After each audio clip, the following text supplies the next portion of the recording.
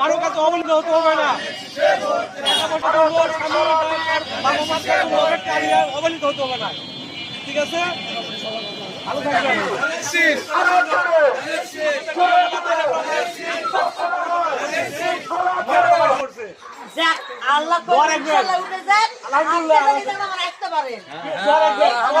আলহামদুলিল্লাহ।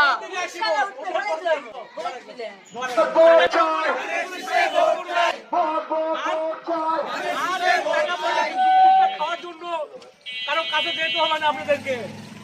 ঠিক আছে, স্বামীর জন্য অপেক্ষা করতে হবে না। স্বামী কখন আসলে একটা মাথার তেল কিনবো, সাবান কিনবো, তারপর ছেলের জন্য অপেক্ষা করতে হবে না।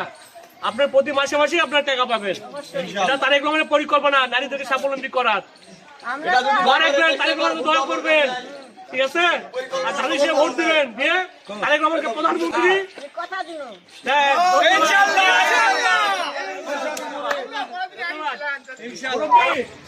ধানের শীষে ভোট দিবেন।